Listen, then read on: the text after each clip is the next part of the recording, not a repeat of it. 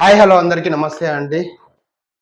ముందుగా శ్రీ బలభీమను ఛానల్కి స్వాగతం సుస్వాగతం. ఖనిజ అక్రమ తవ్వకాలపై ఉక్కుపాదం.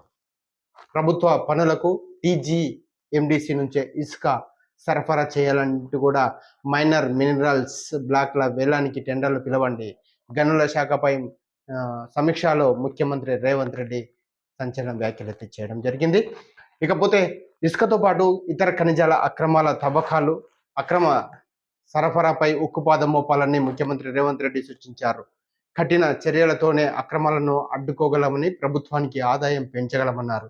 గనుల శాఖపై ఐసీసీలో ముఖ్యమంత్రి రేవంత్ రెడ్డి శనివారం సమీక్ష నిర్వహించారు. తొలుత గత నెల రోజులుగా తీసుకున్న చర్యలతో ఇసుక అక్రమ రవాణాకు అడ్డుకట్ట పడిన విధానాన్ని, పెరిగిన ఆదాయాన్ని అధికారులు సీఎంకు వివరించారు.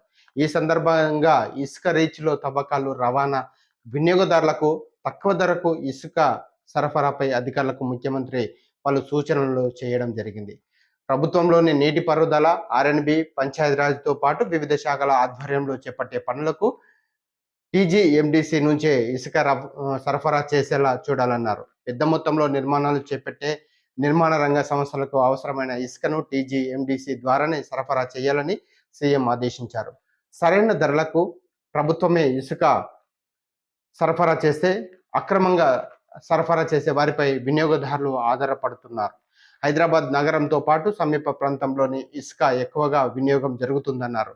తక్కువ మొత్తంలో ఇసుక అవసరమైన వారు కొనుగోలు చేసేలా నగరానికి 3 వైపులా ఇసుక స్టాక్ పాయింట్లు సాధ్యమైనంత త్వరగా ఏర్పాటు చేయాలని సీఎం ఆదేశించారు. గనుల శాఖ పరిధిలోని వివిధ ఖనిజాల క్వారీలకు గతంలో విధించిన ఈ జరిమానాలు, వాటి వసూళ్లపైన సీఎం అధికారులను ప్రశ్నించారు. ఇందుకు సంబంధించిన విధానపరమైన నిర్ణయం త్వరగా తీసుకొని సమస్యను పరిష్కరించాలని అధికారులను ముఖ్యమంత్రి రేవంత్ రెడ్డి ఆదేశించారు. దీర్ఘకాలంగా పెండింగ్లో ఉన్న మైనర్ ఖనిజాల బ్లాక్ల వేలానికి వెంటనే టెండర్లు పిలవాలని సీఎం ఆదేశించారు.